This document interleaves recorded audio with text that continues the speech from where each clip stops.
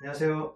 은철쌤입니다. 오늘은 저랑 6번째 강의로서 조선의 붕당정치의 전개 그 2번째 시간으로 지난 시간에 배웠던 인조의 정책 이후에 첫 번째 세자였던 소현세자는 이제 인조한테 미움을 사서 결국에는 죽음을 맞이하게 되었고 독살되었을 것이다 라고 기록이 되어 올 정도로 온몸이 새카맣게 변해서 이제 죽었다라고 지난 시간에 배웠었죠. 그래서 그 소식을 들은 동생이었던 복림대군은 11년 만에 다시 조선으로 이제 청나라에서 인질로 풀려나서 아버지한테 청나라는 오랑캐다. 군사력을 모아서 우리가 청나라를 무찔러야 된다라고 주장을 했기 때문에 효자인 효종으로 등극을 하게 됩니다. 그래서 오늘 이 시간에는 붕당정치의 2번째 시간을 이어서 인조 때 이후로 등장했던 효종이 집권했을 때부터 철종 이후에 흥선대원군, 그러니까 고종의 아버지였던 흥선대원이 등장하기 전까지 19세기 상황까지를 통으로 정치 부분만 간단하게 정리를 해보겠습니다. 자, 그리고 다음 시간 7강하고 8강 같은 경우에는 요 와중에 조선 후기 때 여러 가지 정치 제도가 바뀌게 되는데 어떠한 제도가 새롭게 도입이 되었는지, 영정법, 균역법 또는 대동법, 새롭게 제도가 등장하는 것에 대해서 같이 한번 배워볼 거고요. 그 와중에 발달되었던 조선 후기의 경제, 상품화폐 경제에 대해서 과정에 대해서 살펴볼 거고, 그 다음에 마지막으로 조선 후기 때 발달됐던 문화까지도 같이 싸잡아서 다음 주 7강하고 8강 때 저랑 함께 정리해 보도록 하겠습니다. 그래서 이렇게 순서대로 이제 진도를 나가게 되면은 대략 조선 후기의 문화 앞까지 갈 것 같기는 해요. 제가 지금 교과서가 지금 제 자리에 없는데 잠깐만 교과서를 한번 가지고 와 보도록 하겠습니다. 지금 우리 교과서 같은 경우에는 선생님이 지금까지 이제 수업은 교과서 순서대로 지금 차근차근 하고 있는데 오늘 이 수업 같은 경우에는 정치 파트만 세도정치 19세기까지 통으로 정리를 하기 때문에 그 중간중간에 아마 빠져 있을 겁니다. 그래서 오늘 만약에 진도를 나간다 치면은 우리가 지난 시간에 교과서가 158페이지 인조가 왕으로 즉위를 했을 때 일어났던 정묘호란하고 병자호란까지 정리된 부분까지 우리가 이제 진도를 나가는데요. 오늘 이 시간에는 159페이지 조선 후기의 대외관계는 일단은 점핑을 하고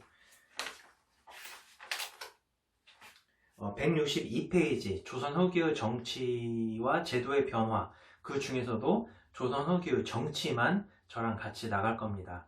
자, 그래서 태종태세 문단세 예성연중 임명선 광인 효현 숙경영, 그러니까 숙종, 그 다음에 경종, 그 다음에 영조, 정조, 그 다음에 정조가 갑자기 이제 급사를 함으로써 순조, 헌종, 철종까지 요 세도 정치기까지 조선 후기의 정치 상황을 통으로 정리하고자 합니다. 자, 그래서 오늘 이 시간에는 지난 시간에 배웠던 인조 다음으로 등장했던 효종 때부터 저랑 같이 한번 정리를 해보도록 하겠습니다. 자, 효종이 왕으로 집권했을 때 여전히 정치 세력은 서인들이 잡고 있었죠. 왜냐면 인조 때에도 정치적 실세가 이제 서인이었는데 인조하고 서인이 펼친 정책 이름이 바로 명나라하고 친하게 지내고 금나라, 즉 청나라를 오랑캐로 배척한다라는 정책을 펼치고 있었던 것이 서인이었죠. 자, 그런데 그렇게 정책을 하다 보니까 결국에는 2번에 걸친 호란을 찾아오게 되었고 결국에는 굴욕적인 항복선언을 겪었습니다. 그래서 임진왜란 때에는 남인들이 정권을 잡았다가 임진왜란이 터져서 임진왜란이 초기에 대응을 잘하지 못했기 때문에 남인들은 결국에는 북인들한테 정치의 실권을 내주고 떨어지게 되었죠. 자, 그런데 서인은 2번에 걸친 호란을 잘 방어하지 못하고 심지어 항복선언까지 했음에도 불구하고 여전히 서인이 계속해서 정권을 휘어잡을 수 있었던 까닭 중에 하나가 북벌론 때문에 그럽니다. 그 북벌론을 주장했던 사람이 바로 효종이었던 것이죠. 그래서 효종이었던 이제 복림대군이 인조 아빠한테 우리가 이제 군사력을 모아서 청나라를 북쪽에 있는 오랑캐를 정벌해야 됩니다 라고 주장하는 코드와 서인들의 친명 배급 정책을 펼쳤던 서인들의 코드와 맞아떨어졌기 때문에 효종이 집권했을 때 두 번에 걸친 호란을 잘 방어하지 못했지만 실패했지만 여전히 서인들이 실세로 등극하는 모습을 볼 수가 있는 거죠. 자, 그래서 효종이 왕으로 집권했을 때 실세는 이제 서인들이 여전히 거머쥐고 있는 상황입니다. 그래서 이제 두 번에 걸친 호란이 끝난 상황이기 때문에 군사력을 빨리 정비하고 무너진 성곽을 다시 수리하는 작업을 펼쳐야, 즉 군사력을 강화시켜야 청나라를 무찌르든 나라를 지키든 하겠죠. 그러니까 솔직히 말하면 그때 당시 군사력은 정말 청나라하고 비교할 수 없을 정도로 매우 약했습니다. 어떻게 보면 이제 계란으로 바위치기, 아니 메추리알로 바위치기 정도가 될 수밖에 없었어요. 그런데도 북벌론을 주장했던 효종의 까닭은 뭐였을까요? 정말 어떻게 보면 비현실적인 정책이었는데 군사력을 모아서 청나라를 물리치자라고 주장한 까닭이 뭐였을까요? 자, 그렇게 주장을 하면 왕권이 강화되고 쉽사리 안정되는 효과까지도 일어날 수가 있죠.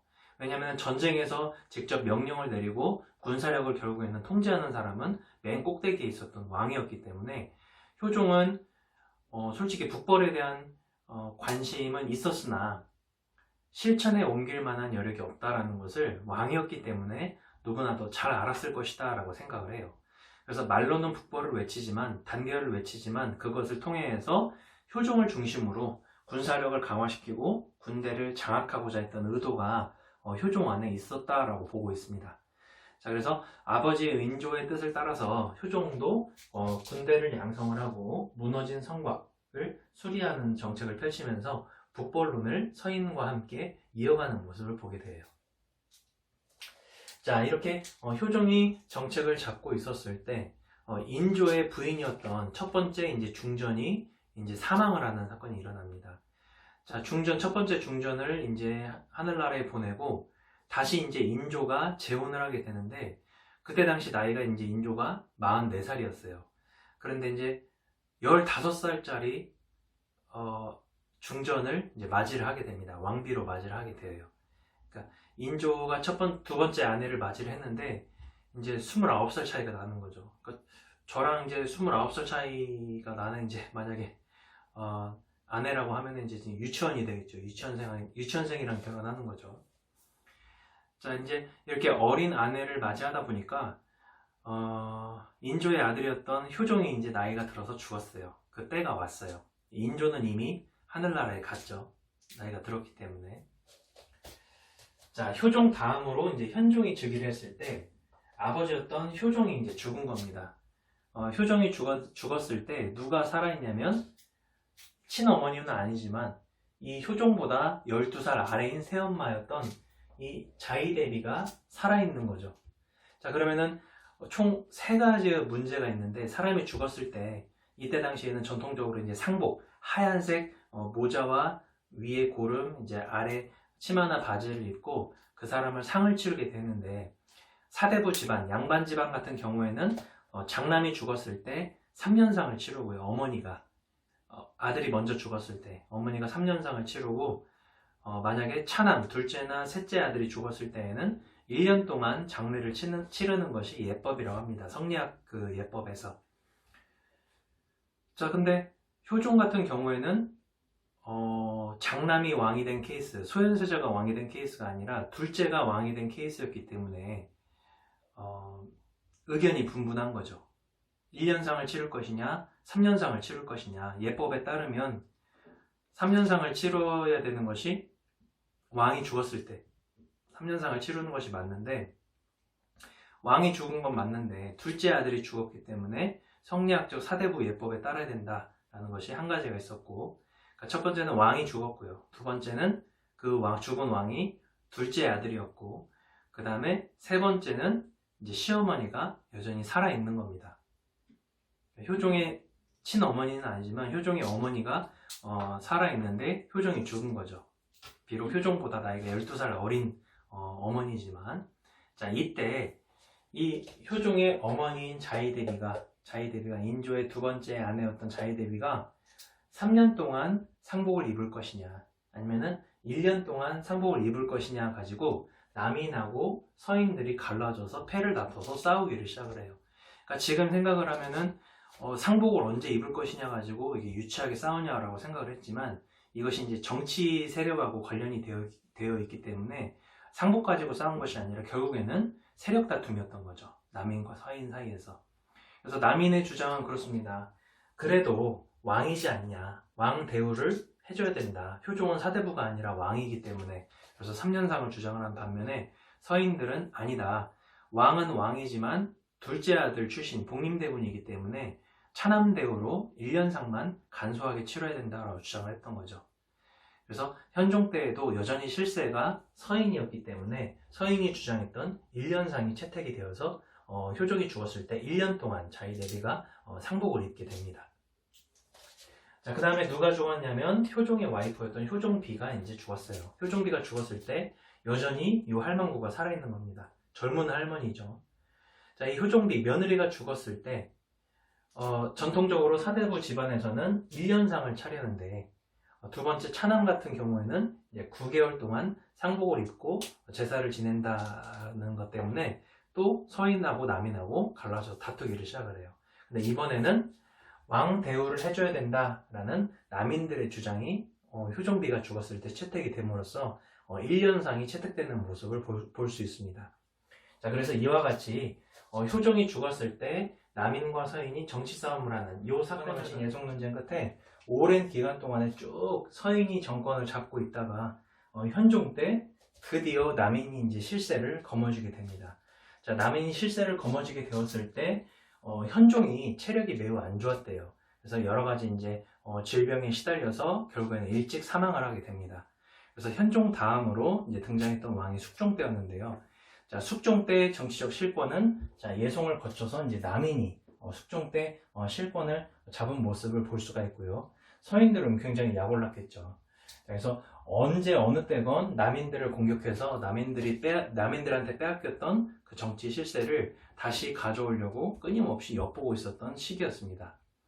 자, 그러면은 여기에 보면은 숙종 때 Y축 그래프하고 X축 그래프가 이렇게 그려져 있는데, 자, 남인을 저는 이제 하얀 색깔, 여러분들 검정색 볼펜으로 이렇게 표시를 해주시고, 서인 같은 경우에는 이제 빨간색이나 다른 색깔 볼펜으로 이렇게 그래프를 교차해서 그려주면 될 것 같습니다.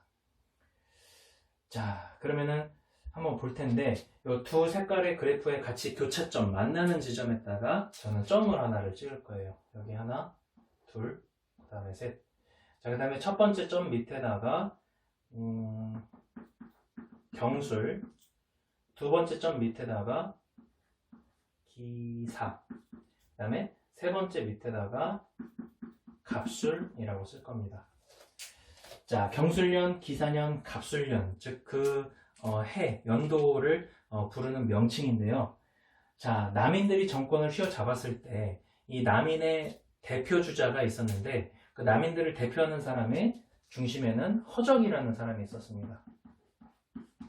이 허적이라는 사람이 남인들을 대표하는 이제 한마디로 대빵이었는데, 어느 날 좋은 일이 있어서, 경사스러운 일이 있어서 이제 파티, 연회를 여는 그 계기가 생겼어요. 연회를 열었는데, 연회를 베풀었는데 갑자기 날이 굳어지더니 비가 내린 겁니다. 자, 그러면은 이제 연회는 이미 성대하게 개최를 했는데 갑자기 비가 내려버리니까 급하게 궁궐 안에 있었던 이제 기름 천막을 가져다가 비를 피할 수 있는 천막을 이렇게 허적이 친 거죠. 자, 그런데 그때 당시 이제 왕이었던 숙종이 아끼던 신하였던 이제 허적이 연회를 베푼다는 소식을 알고 지금 비가 이렇게 철철 내리는데 연회를 개최한 허적이 걱정되는구나. 여봐라, 궁궐에 있는 기름 천막을 꺼내다가 허적 연회장에 갖다 주거라 라고 명령을 내렸어요. 그래서 신하가 궁궐에 있는 창고에 갔는데 다시 당황한 기색으로 얼굴이 빨개진 신하가 다시 숙종에게 와서 알립니다. 이미 허적이 왕의 허락을 받지 않고 기름 천막을 가져다가 연회장에 쓴 거죠. 자, 그러면 만약에 내가 숙종이라면 어떤 마음이 들었을까요? 이런 괘씸한 놈이라고 했겠죠. 그래서 아무리 아끼는 신하지만 허적이 이러한 사실들, 즉 자기 허락을 받지 않고, 왕의 허락을 받지 않고 왕이 사용할 수밖에 없는 기름 천막을 자기가 마음대로 가져다 쓴 것이 밝혀지면서, 그래? 그러면은 저 허적을 포함해서 저 남인들을 전부 다 궁궐로 몰아내라. 그래서 이 허적을 포함한 남인 세력들을 결국에는 정치에서 쫓아내게 됩니다. 자, 남인들이 물이 싹 빠졌으니까 그 빈자리를 정책을 노리고 있었던 서인들이 거머쥐면서 마치 손바닥 뒤집듯이 남인이 차지하고 있었는데 허접 사건 때문에 숙종이 남인들을 내치면서 서인으로 물갈이 아예 돼버리는, 자, 이렇게 나라가 뒤집히는 것을 가리켜서 환국이라고 불러요. 자, 그래서 이 사건을 가리켜서 경술환국이라고 부릅니다. 나라가 거꾸로 뒤집힐 정도로 정치 세력이 한 번에 물갈이가 돼버리는 거죠. 그러니까 숙종 때 이런 일이 한 번, 두 번, 세 번에 걸쳐서 일어남으로써 이러한 그래프가 완성이 된 겁니다. 그래서 정치 실세가 남인한테 있었으나 허적 사건으로 인하여서 정치 세력이 추락을 하고 이 빈틈을 노린 서인이 치고 올라가게 되었는데, 자, 한번 권력의 맛을 남인이 알았죠. 오랜 기간 동안에 서인한테 지배를 당하다시피 서인이 실세였는데 남인이 권력을 한번 잡다 보니까 그 권력의 단맛을 잊지 못하는 겁니다. 자, 그래서 남인 세력들이 고민 끝에 미인계를 쓰게 되는데, 어떤 미인계를 썼냐면 그 미인계의 중심에는 장희빈이라는 사람이 있습니다. 그래서 두 번째 황국이었던 이 기사 황국의 중심에는 핵심 인물이 이제 장희빈이라는 사람이 있어요. 자, 숙종한테는 총 3명의 와이프, 아내가 있었는데요. 첫 번째는 인현왕후라는 아내가 있었고, 이 인현왕후 같은 경우에는 매우 오늘날로 따지면 이제 청순 가련형이었습니다. 매우 인자한 성품을 갖고 있어서 백성들한테도 존경받는 왕비로 기록이 되어 있는데, 단 한 가지 흠이 있었어요. 아이가 출산이 안 되는 겁니다. 빨리 왕자를 출산을 해야 이제 세자를 책봉하고 다음에 왕자를 교육을 시킬 텐데, 인현왕후 사이에서, 숙종 사이에서 왕자가 태어나지를 않는 겁니다. 자, 그렇다 보니까 아무리 좋은, 성격이 좋고 따뜻하기로 유명했던 인현왕후더라도 숙종의 눈밖에 날 수밖에 없었던 것이죠. 자, 이 틈을 파고드는 것이 바로 남인이었어요. 그래서 미인계를 썼는데, 원래 장희빈이라는 이제 후궁을 궁궐 안에 이제 투입을 시킨 거죠. 자, 그래서 원래 궁녀가 되는 조건 중에 하나가 가정 형편이 매우 어려워서 궁궐로 어떻게 보면 취직을 한 겁니다. 그런데 이제 장희빈 같은 경우에는 굉장히 부잣집 딸내미였어요. 그러니까 아버지가 통역관 출신이었습니다. 그러다 보니까 통역관이 이때 당시에도 이제 돈을 많이 벌었던 직책이었기 때문에 그렇게까지 궁핍하지는 않았어요. 그리고 또 외삼촌 같은 경우에는 당수거른 같은 경우에는 조선에서 3대 부자에 속했습니다. 그러니까 완전 재벌가 집안이었는데 궁녀로 궁궐 안에 들어와요. 자, 그리고 조선왕조실록에 보면은 예쁜 사람을 아름답다라는 표현을 절대로 쓰지 않는데, 조선왕조실록에 유일하게 참 그 사람 참 아름답다라는 기록이 장희빈한테만 조선왕조실록에 기록이 되어 있을 정도로 장희빈이 매우 실제로 아름다웠다고 합니다. 자, 이에 질세라 숙종이 이제 장희빈한테 뿅 가가지고 바로 후궁으로 맞이를 하게 돼요. 왕비로 맞이를 하게 됩니다. 자, 그래서 이 왕비로 이제 후궁을 맞이하다 보니까 이 장희빈을 비난하는 서인들의 글도 남아 있는데, 후궁이 마음에 들어서 채택을 할 때 이렇게 비난하는 케이스가 조선 역사에서는 한 번도 없었대요. 그러니까 장희빈이 왜 후궁으로 들어왔는지 그 의도를 서인들이 이미 파악을 하고 있었다라고 생각이 됩니다. 자, 그래서 남인하고 결탁을 하고 있었던, 남인 세력하고 결탁을 하고 있었던 이 장희빈 가문에서 장희빈이라는 미인계를 앞세워서 결국에는 장희빈과 숙종 사이에서 아들이 태어나게 되어요. 그것이 바로 경종입니다. 그래서 인현왕후 사이에서 왕자가 태어나지 않자 두 번째 아내였던 이제 장희빈 사이에서 경종이 태어나게 되었고, 이 장희빈은 남인 세력하고 결탁한 집안의 딸이었기 때문에 결국에는 장희빈이 이제 왕비로 상승을 하면서 남인 세력들이 서인을 몰아내고 다시 한번 정치를 휘어잡게 되는 이 사건을 가리켜서 기사황국이라고 부릅니다. 그러니까 인현왕후한테 서인들이 이제 달라붙었던 거죠. 왕자가 태어날 줄 알고 그 왕자가 태어나면은 서인들이 계속 정치를 휘어잡을 목적으로 인현왕후 라인한테 붙었다가 왕자가 태어나지 않고 덜컥 남인 계열이었던 장희빈 사이에서 경종이 태어나다 보니까 남인 세력한테 완전히 그냥 정책을 또 손바닥 뒤집듯이 빼앗기게 된 거죠. 자, 그리고 잔인하리만큼 인현왕후가 생일날에 궁궐 밖으로 또 쫓겨나게 됩니다. 자, 그래서 결국에는 남인들이 빼앗겼던 권력을 기사왕국을 통하여서 다시 되찾게 되는데, 자, 문제는 뭐냐면 세 번째 와이프 때문에 다시 한 번 더 환국이 일어나게 되어요. 자, 그래서 숙종 때 세 번째 와이프로서 최시성을 가진 이제 무수리가 숙종의 눈에 들어왔는데, 이 무수리는 어떻게 보면 이제 직책 이름입니다. 그 궁궐 안에 있는 궁녀들이 있는데 그 궁녀들의 시중을 두는 사람이에요. 굉장히 이제 천민 출신입니다. 그래서 천민 출신의 사람이 궁궐 안에 들어와서 이제 궁녀들을 도와주고 이제 궁녀들의 시중을 두는 직책을 이제 무술이라고 하는데, 최시성을 가졌다고 해서 이제 최무술이로 간단하게 표현을 하기도 해요. 근데 어느 날 이제 숙종이 이제 최무술이에 또 꽂힌 겁니다. 그래서 최무술이만 사랑하고 장희빈한테는 다시 한번 눈길도 주지 않는 일이 일어나게 돼요. 그러니까 오늘날로 따지면 이제 숙종이 완전히 이제 바람둥이인 거죠. 장희빈한테 빠졌을 때는 언제고 또 다시 이제 최무술이한테 이제 관심을 주고 사랑을 주게 됩니다. 그래서 이 사이에서 태어난 아들이 바로 영조가 태어나게 된 것이죠. 최무술이 사이에서 영조가 태어나게 되었고, 이때 이 최무술이한테 달라붙었던 정치 세력이 바로 서인들이었던 겁니다. 그래서 결국에는 장희빈이 이제 숙종 눈밖에 나고 이제 질투까지 하다가 결국에는 숙종한테 미움을 사서 결국에는 사약까지도 먹는 일이 일어나게 되어요. 그래서 장희빈을 중심으로 뭉쳤던 남인들이 다시 최무술이를 중심으로 뭉쳤던 서인한테 다시 한번 정치 권력을 빼앗기게 되면서 다시 한번 환국 사건이 일어나게 되는데, 그 사건을 가리켜서 갑술 환국이라고 부릅니다. 그래서 이 사건을 통하여서 엎치락 뒤치락 했던 정치 관계가 결국에는 다시 정권이 서인한테 다시 거머쥐게 되는 일이 일어나게 되어요. 이 세 번의 사건을 가리켜서 전부 다 환국이라고 부릅니다.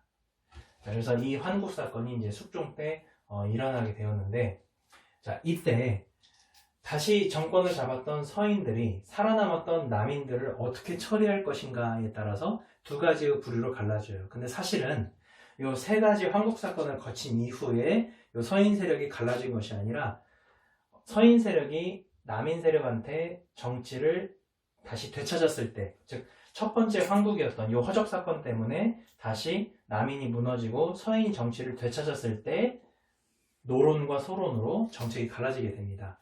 즉 남인들을 다 그냥 정책에서 쫓아내버리자라는 강하게 나오는 입장을 가리켜서 노론이라고 부르고요. 상대적으로 나이가 지긋한 신하들이 중심이 이룬 반면에, 아니다, 그 중에서도 남인들 출신 중에서도 함께 정책을 하면 좋은 사람들이 여전히 포진해 있기 때문에 이 남인들하고는 함께 가야 된다. 핵심 인물만 내치고 나머지 남인들은 끌어안아야 된다라고 주장했던 온건파가 바로. 자, 그러면은 이제 이 부분에 대해서 이제 수업을 진행하다 보면은 질문 중에 하나가 세 번에 걸친 환국 사건 이후에 이제 서인들이 다시 정권을 잡게 됐는데 왜 최무술이 중심으로 서인들이 뭉쳤기 때문에 그 최무술이와 숙종 사이에서 낳은 영조가 왜 바로 왕위를 차지하지 않냐라는 질문이 일어날 수가 있는데요. 이미 세자책봉이 경종한테 이루어진 상황이기 때문에 이것을 어길 수가 없었던 겁니다. 그래서 세자책봉이 되고 왕위를 숙종에서 경종으로 물려받은 것과는 어떻게 보면 좀 별개로 정치 라인이 이제 남인 세력과 서인 세력들의 다툼이 따로 이제 이어졌다라고 이해하면 될 것 같아요. 그래서 비록 세 번에 걸친 환국 사건 이후에 서인들이 정치를 휘어잡아서 서인들이 다시 등극을 하게 되지만, 이미 세자책봉을 받았던 것이 경종이었기 때문에 경종이 왕위를 즉위하게 되었다. 자, 근데 이때 남인들을 다 몰아내자라는 입장보다는 상대적으로 함께 가자라는 소론 입장이 서인층에서 실세를 잡았다라고 이렇게 정리해주면 됩니다. 자, 근데 이 경종이 왕이 된 이후에 얼마 가지 않아서 곧바로 또 사망을 하게 됩니다. 그래서 바로 바톤 터치를 이어받은 왕이 영조고요. 영조가 왕이 되었을 때 남인 세력은 어떻게 보면 정치에서 완전히 외면되다시피 하게 됩니다. 남인 세력들을 쫓아내자라는 입장이 강경파였던 노론 세력이기 때문에 서인층 안에서 다시 노론 세력에게 정치 권력이 실세가 거머쥐게 되어요. 그래서 같은 서인층 안에서도 영조가 왕으로 즉위했을 때 크게 정치 세력은 노론과 소론, 그 다음에 거의 외면당하다시피 했었던 아웃사이더였던 이제 남인, 이 세 가지 축으로 갈라지게 된 것이죠. 자, 그래서 노론이 집권을 했을 때 어떻게 보면은 이 세력 자체는 오랜 기간 동안에 권력을 유지했던 정통 서인이라고 봐도 될 겁니다. 그 서인들 중에서도 강하게 밀고 나가자 했던 강경파 사람들이었기 때문에 이 노론 세력들이 너무나 힘이 센 것을 영조는 굉장히 견제를 했어요. 이 어떻게 하면은 이 노론 세력들을 견제를 하면서 이 신하와 군신 관계, 즉 왕과 신하와의 관계를 균형을 이룰 수가 있을까?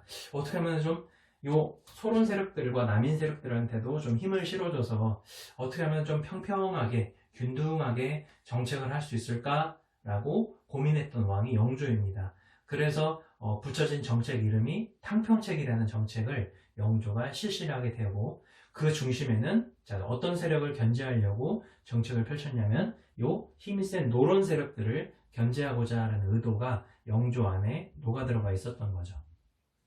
자, 그래서 자기를 따르고 자기의 의견에 찬성하는 사람들을 중심으로 탕평파라는 정치 세력을 따로 키우게 됩니다.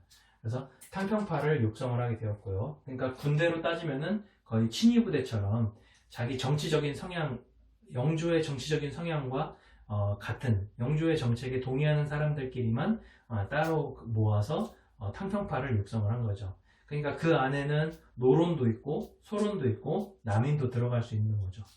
영조의 정책이 어찌됐건 찬성을 한 사람들이기 때문에. 자, 그래서 이 정책을 가리켜서 탕평책이라고 부르고 이 탕평책을 실천에 옮기기 위해서 탕평파를 따로 육성을 했다. 자, 그 다음에 이 노론 세력을 견제하기 위한 정책 중에 하나가 바로 이조 전랑직의 권한을 약화시키는 겁니다. 자, 이조 전랑직 때문에 결국에는 한 덩어리였던 사람이 두 가지로 갈라지게 되었죠. 그만큼 굉장히 중요한 직책인 까닭은 왕을 비판하고 신하들을 비판할 수 있는 세 가지의 기관, 이 3사의 관청의 관리들을 뽑는 선발하는 직책을 갖고 있었던 것이 이조 전랑이기 때문에 이조 전랑이 갖고 있었던 추천권, 신하가 신하를 추천할 수 있는 추천권을 권한을 빼앗아 버립니다. 그래서 이조 전랑직의 권한을 약화시킴으로써 상대적으로 힘이 센 노론 세력들을 견제하고자 영조가 정책을 펼쳤고요.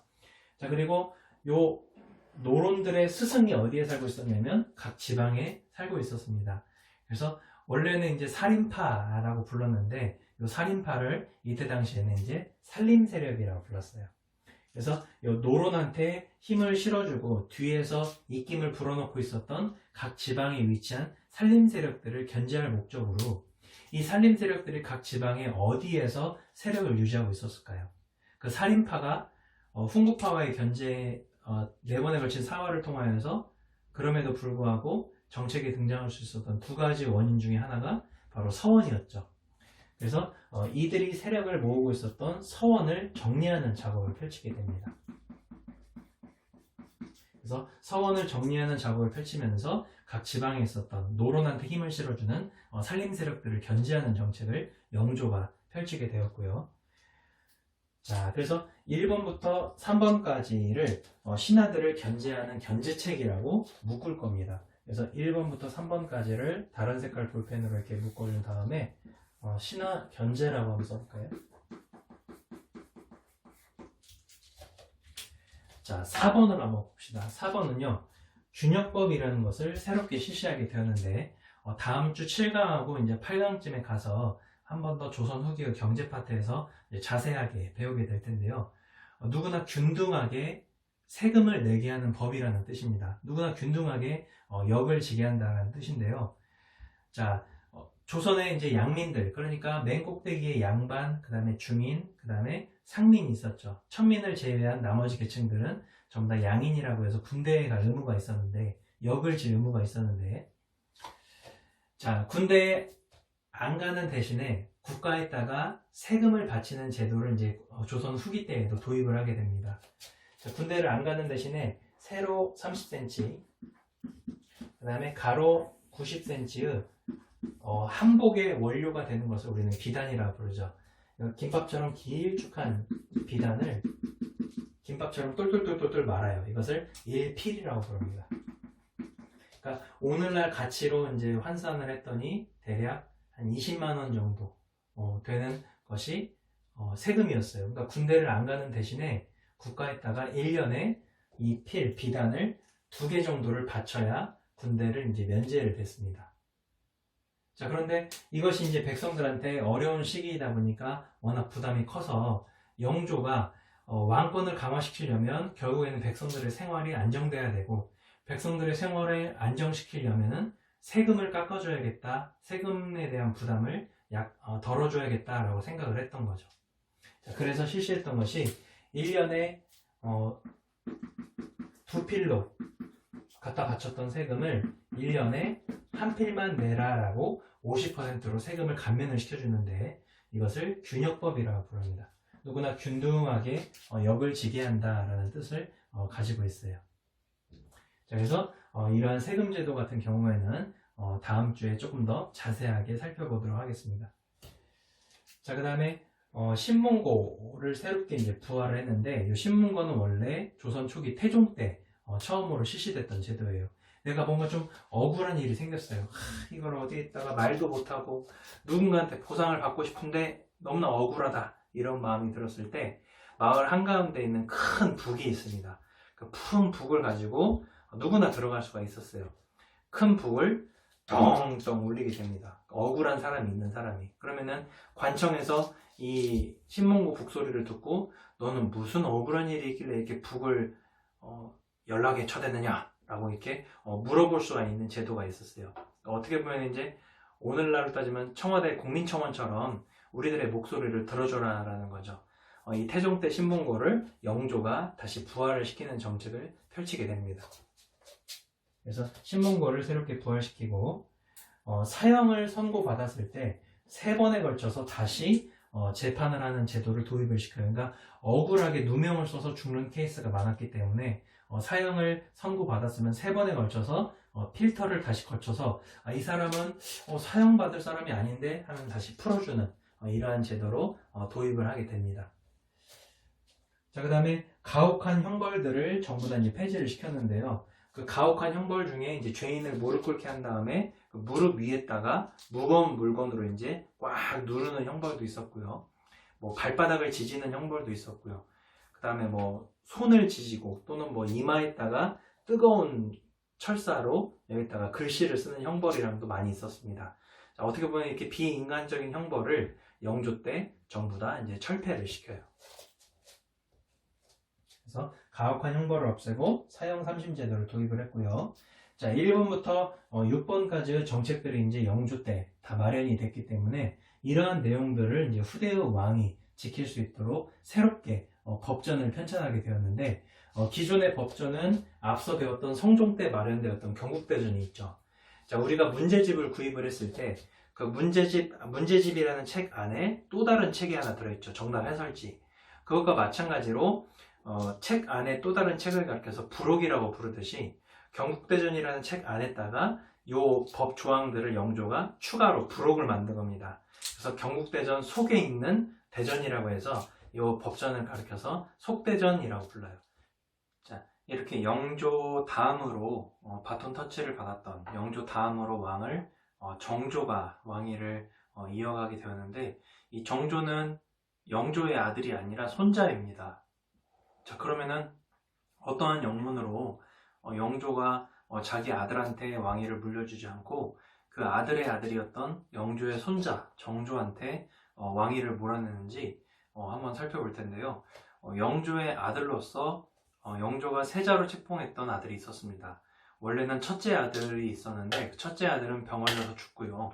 그 두 번째 아들, 둘째 아들이었던 아들을 세자로 책봉했는데 이 세자를 사도세자라고 부릅니다. 그래서 영조한테는 원래 친아들 사도세자가 있었는데 조선왕조실록에 보면은 이 사도세자에 대한 악행이 굉장히 많이 기록이 되어 있을 정도로 사도세자가 굉장히 잘못된 일들을 많이 저질렀어요. 그래서 뭐 궁녀를 검탈해서 임신을 시킨 적도 있고요. 근데 문제는 그 궁녀가 영조를 보필하는 친박 나인 역할을 맡았던 궁녀인데 아버지의 궁녀를 강제로 이렇게 임신시키는 그런 사건도 벌이기도 하고요. 자기한테 옷을 입히려고 했던 환관의 목을 그 자리에서 베어서 아내한테 이 목을 선물로 주는 일까지도 일어나게 됩니다. 그러니까 쉽게 말하면 완전 또라이죠. 자, 오늘 생각해도 정말 잔인하리만큼 끔찍한 일들을 사도세자가 벌입니다. 또는 뭐 가선이라는 여자, 평민 출신의 가선이라는 여자를 궁궐 밖에서 이제 지나가다가 사도세자가 이 가선이라는 여자를 검탈하고 또 궁궐 안으로 들이는 일까지도 일어나게 되어요. 그래서 이러한 악행들이 쌓이고 쌓이는 원인 중에 하나가 바로 스트레스하고 극심한 애정 결핍이라고 합니다. 자, 그래서 평소 때 영조가 첫 번째 중전과의 사이에서 아들이 태어나지 않았는데 겨우겨우 44살이 되는 해에 영조가 드디어 이제 사도세자를 갖게 됩니다. 그래서 첫 번째 아들은 이제 일찍 병에 걸려서 죽고 두 번째 아들을 44살에 이제 얻은 거죠.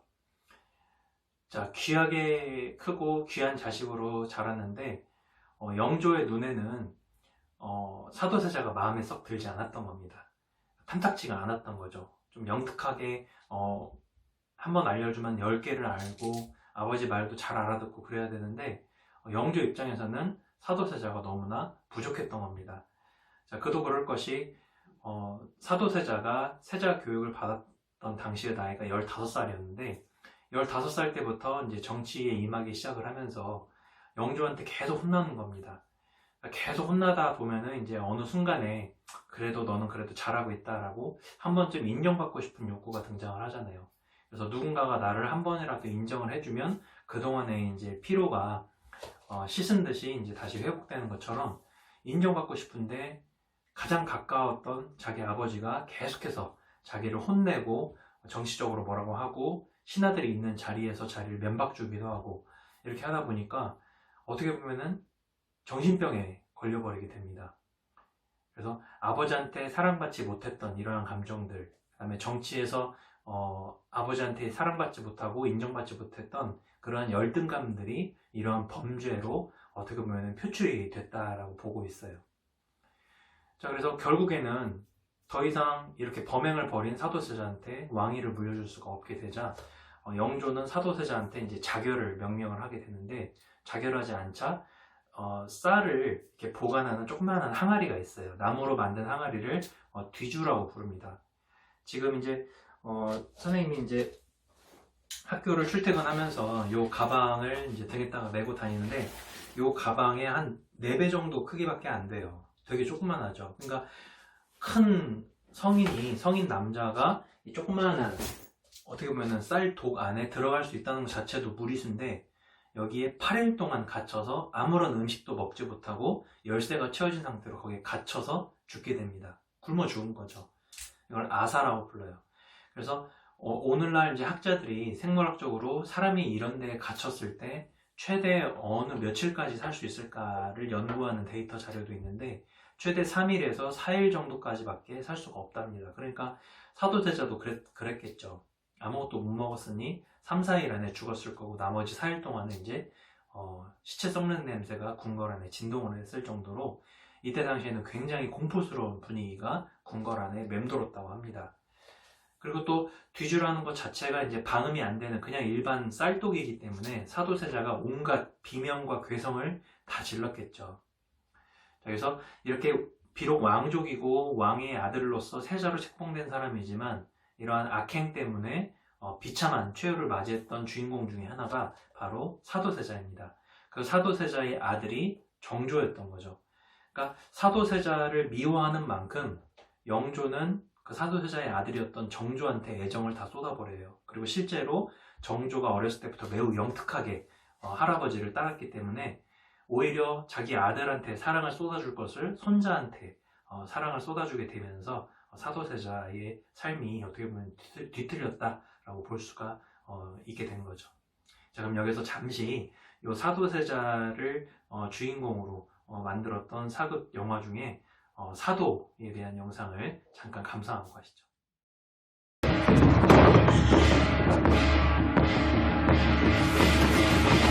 금일영가 저 혼신은 손이라도 오셨으면 만방전수 음명을 하고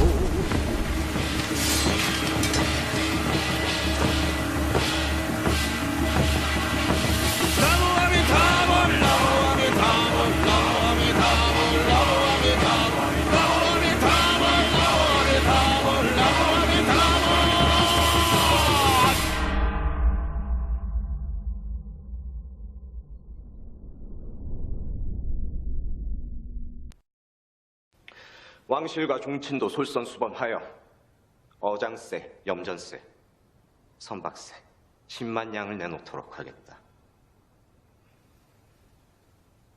너는 그게 병이다. 왜 조정을 네 편과 애비 편으로 분열시키니? 자식된 도리로 아바마마를 위해 병권과 인사권만을 그걸 몰라서 그냥 둔 줄 아니? 너는 이 애비가 조정의 화합을 위해 평생을 바쳐 이룬 탕평을 단 하루 만에 무너뜨린 것이야. 왕은 결정하는 자리가 아니야. 신하들의 결정을 윤호하고 책임을 묻는 자리다. 병조에서 논의하여 시행하라. 네가 국방에 대해 뭘 알아? 함경도 가봤어? 독서가 어찌 너의 즐거움이 될 수 있느냐? 너는 이의경을 속였을 뿐 아니라 그 시를 돌려 읽으며 너를 칭송할 호남 사람 전부를 속인 것이다. 너 앞으로 내 앞에서 솔직한 척하지 마라. 너는 숙종대왕릉에 참배할 자격이 없다. 돌아가라! 자식이 하나만 더 있었어도. 가자!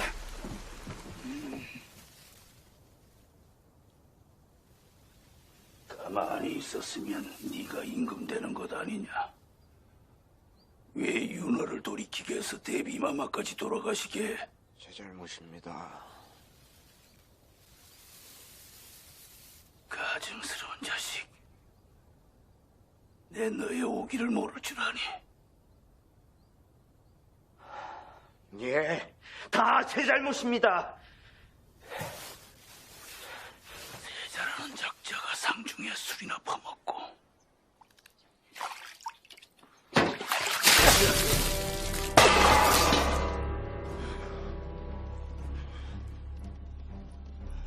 내 탓이다. 너 같은 인간을 자식이랍시고 세자로 세운 내 잘못이야.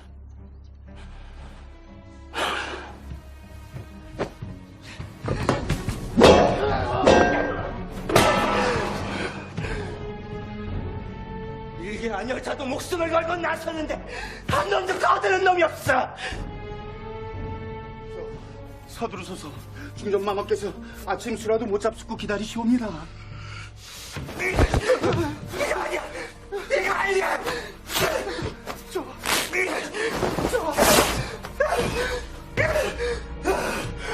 다른 것 가져! 다른 것 가져! 가져! 다른 것 가져! 모든 것은 다 저의 우라 때문입니다. 울어? 울어? 차라리 밑에서 발광을 해라, 이 자식아. 꼴도보기 싫다. 금천교로 가서 대제. 만방전수 음명을 하고 일배주로 갈라야 살단 남으신 명과 복록은 자손의 나무함이 답을 나무함이 답을 나무함이 답을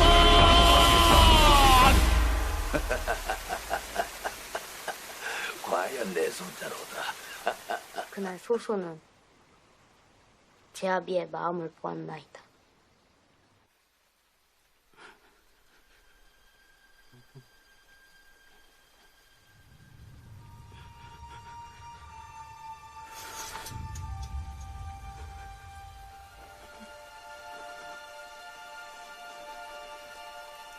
내가 바란 것은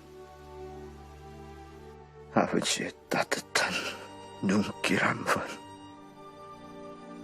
다정한 말 한마디였어. 나는 임금을 죽이려 한 역적이 아니라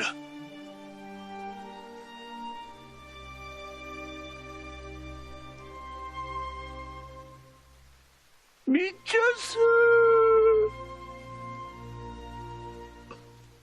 아비를 죽이려 한 광인으로 기록될 것이다.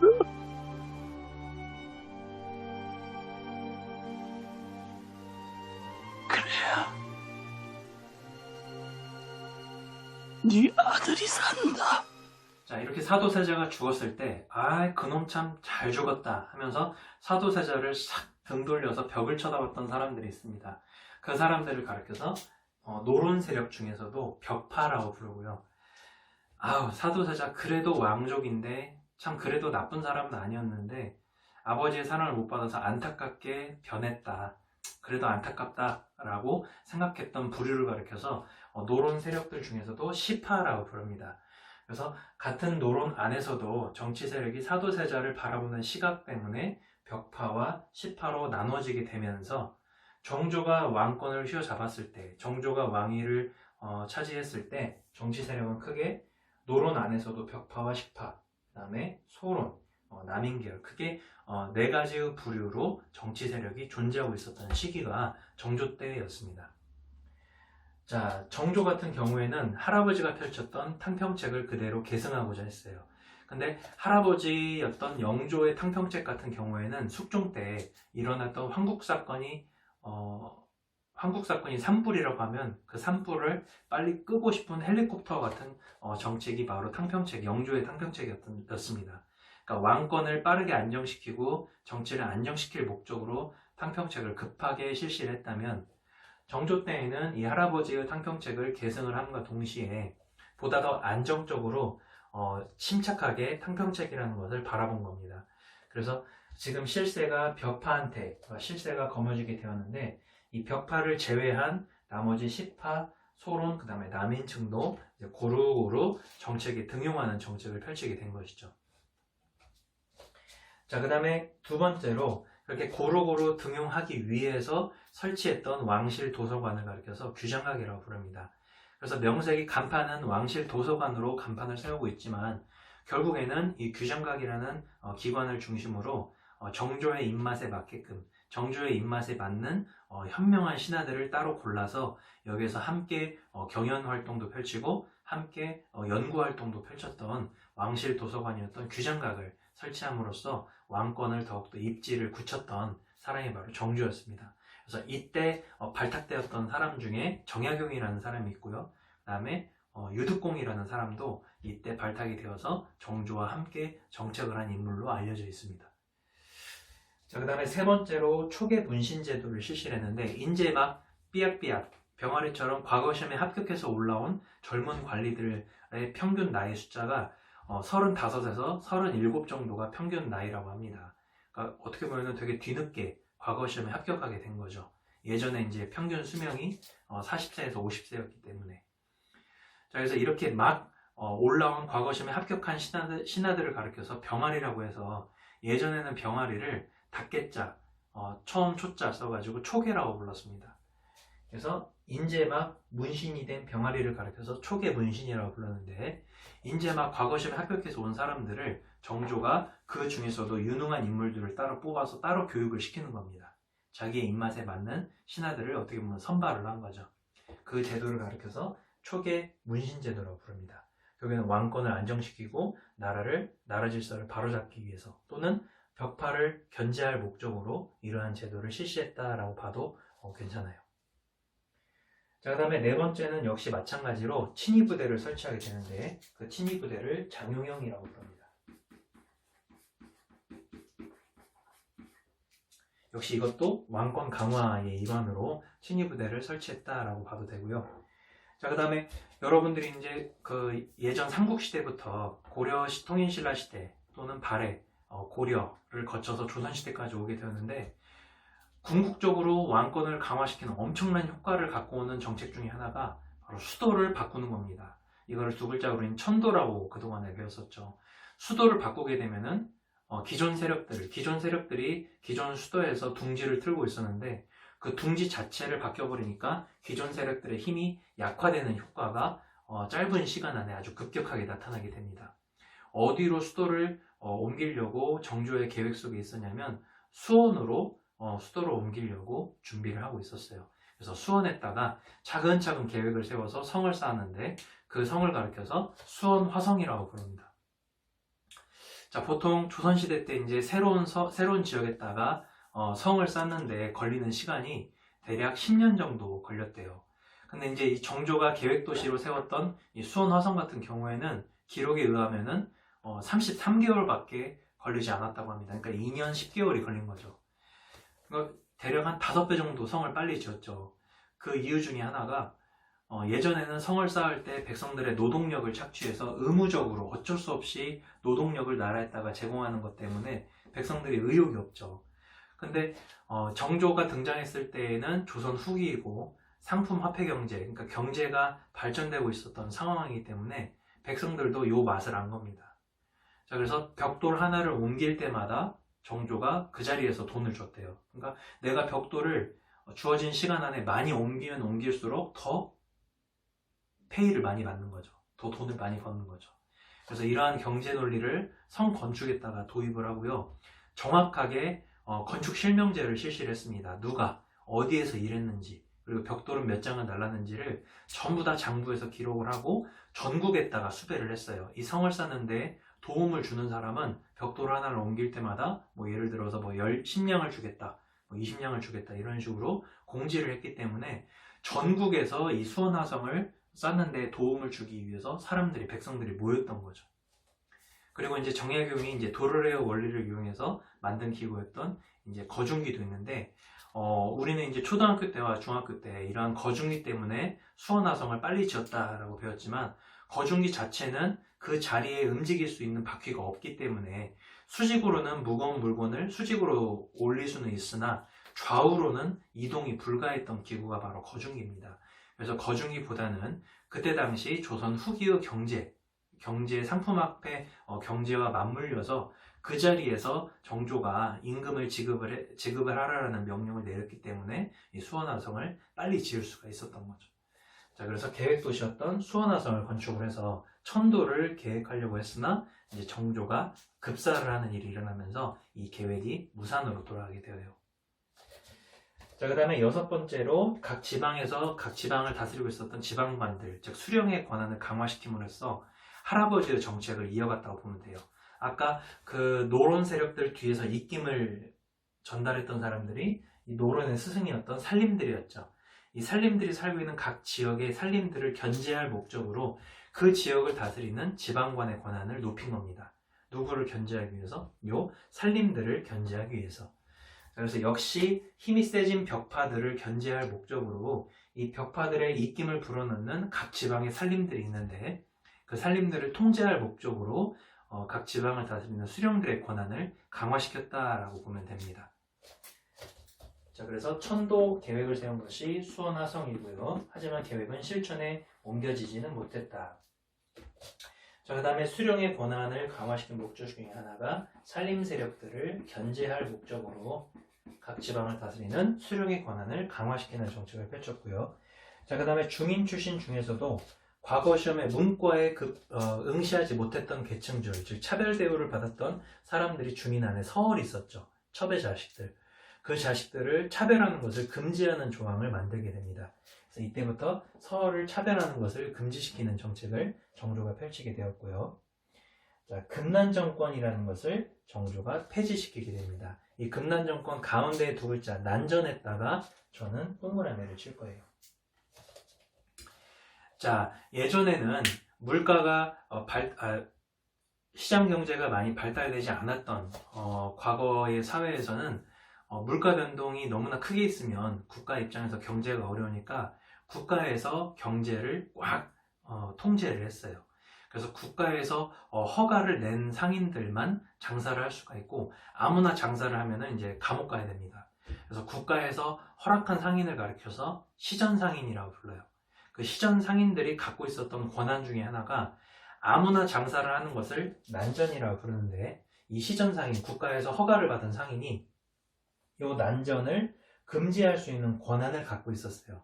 그런데 정조 때 경제가 발전을 하면서 이제 돈을 벌고 싶은 사람이 있으면 누구나 열심히 노력을 해서 물건을 만들어서 이 만든 물건을 내 노력껏 시장에다가 내다 파는 그러한 길을 열어주기 위해서, 뚫어주기 위해서 난전을 금지할 수 있는 권한이 시전상인한테 있었는데, 이 권한을 폐지시키게 됩니다.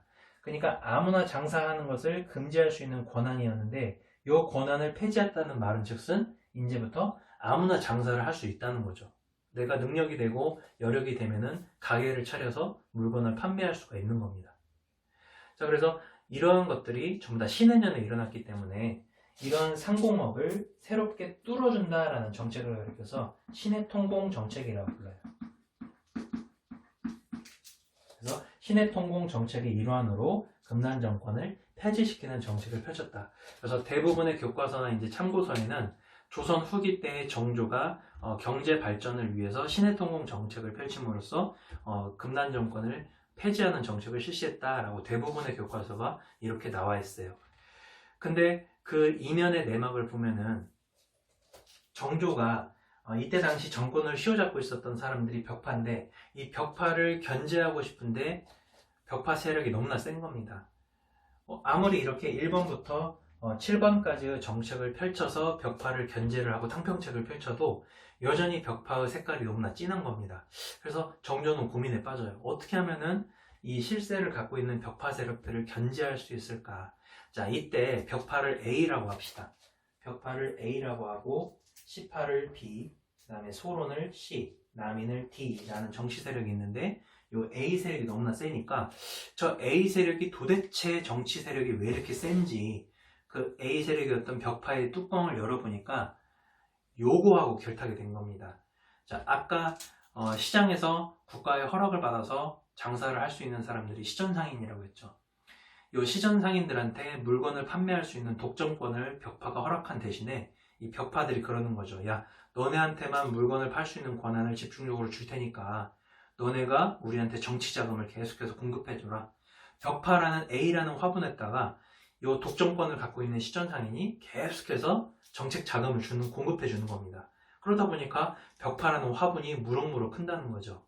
그러면 시전상인만 독점권으로 갖고 있어서 장사를 할 수 있는 권한을 주다 보니까 이런 일이 생기구나. 그러면 시전상인한테 주어진 권한을 폐지시켜서 아무나 장사할 수 있는 권한을 줌으로써 새롭게 등장한 상인들이 A, B랑 결탁을 하고 새롭게 커간 상인들이 C, D랑 손을 잡게 해버리면 자연스럽게 벽파의 힘이 분산될 것이다 라고 생각을 했던 것이죠.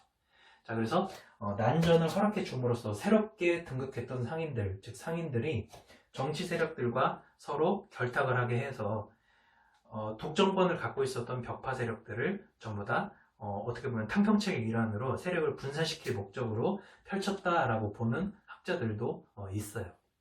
그래서 이런 식으로 금난 정권을 폐지하는 신해통공 정책을 펼쳤던 사람이 바로 정조고요. 자, 이런 내용들을 법전에다가 이제 정리를 다시 해야겠죠.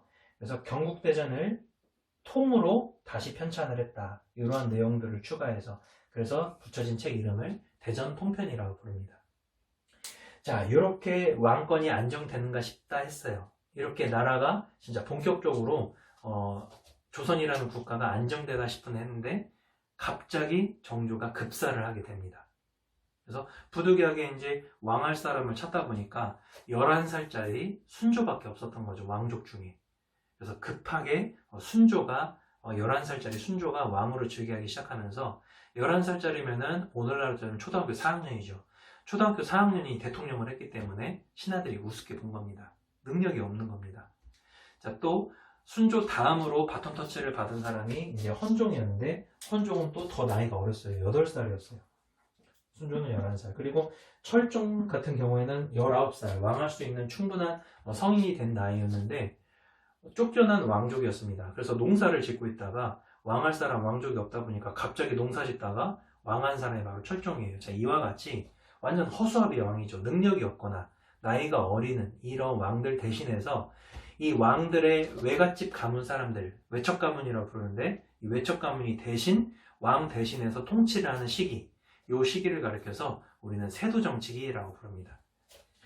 자, 그래서 순조 때에는 왕의 외갓집 가문 사람들이 안동 김씨, 헌종 때에는 풍양 조씨, 철종 때에는 다시 안동 김씨가 60여 년 동안 대신 왕 대신해서 정치를 하게 되어요.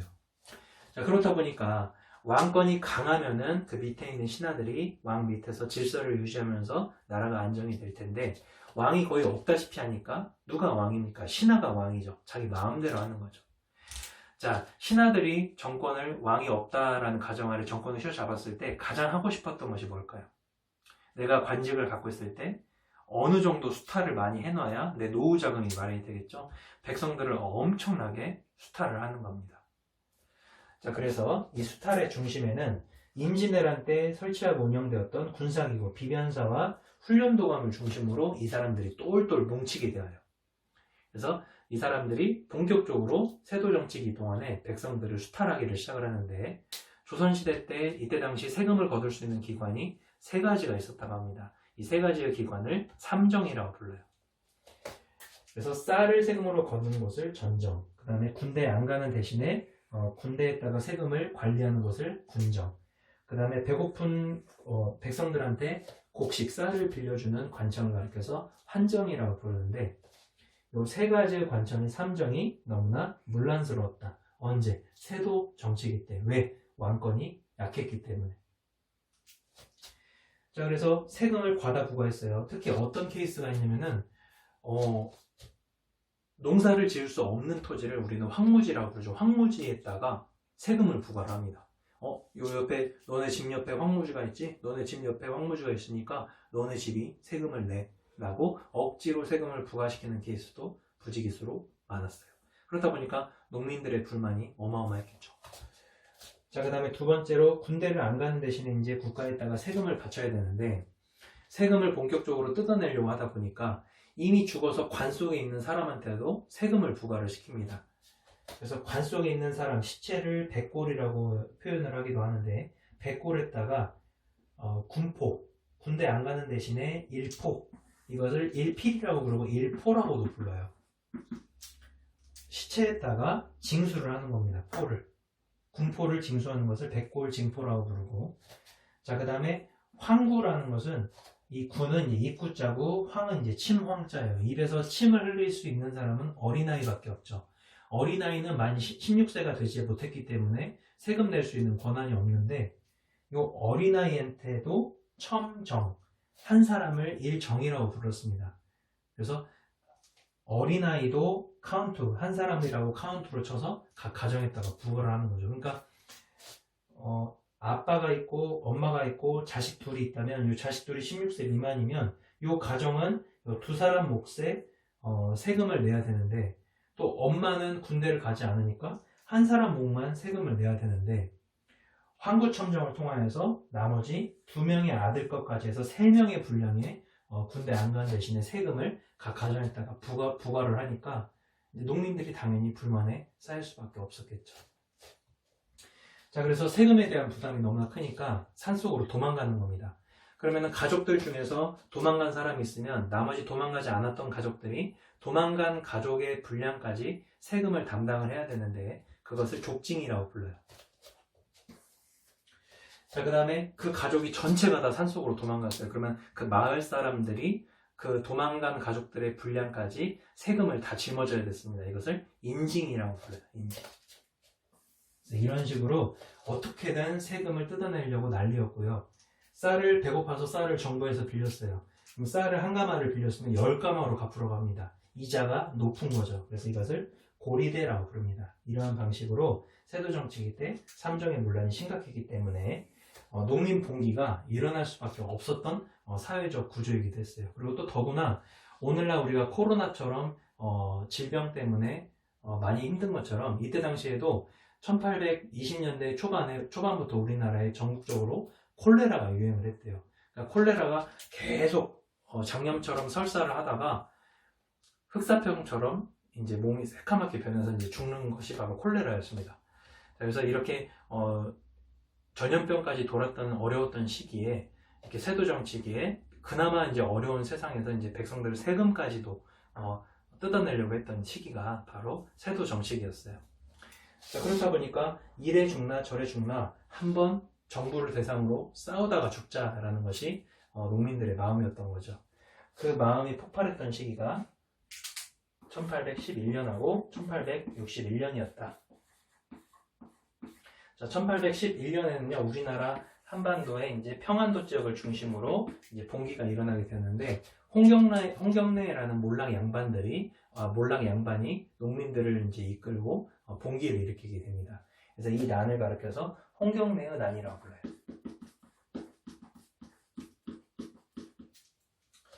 자, 그리고 부산 옆에 있는 진주 지역, 경상도 지방에서 일어났던 농민 봉기가 전국적으로 퍼졌던 농민 봉기가 1862년 임술년에 일어나는데, 이 봉기를 가리켜서 임술 농민 봉기라고 부릅니다.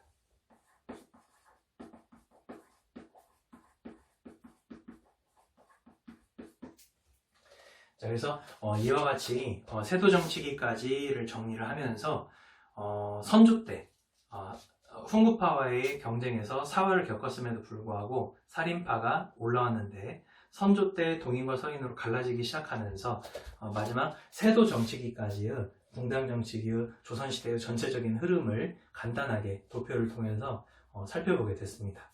그래서 이렇게 세도 정치기의 어렵고 문란했던 시기를 개혁하고자 등장했던 사람이 바로 고종의 아버지였던 흥선대원군이었던 거죠. 자, 그래서 다음 시간에는 이렇게 조선 후기 때의 붕당 정치가 전개되는 와중에 우리나라가 경제력이 발달되었고, 그 다음에 문화가 꽃피기 시작하면서 다른 나라와의 대외관계도 변화가 되게 되었는데, 이러한 세 가지 것들을 다음 주 7강하고 8강에서 마무리를 지어보도록 하겠습니다. 자, 여기까지 강의 듣느라 매우 수고 많았습니다.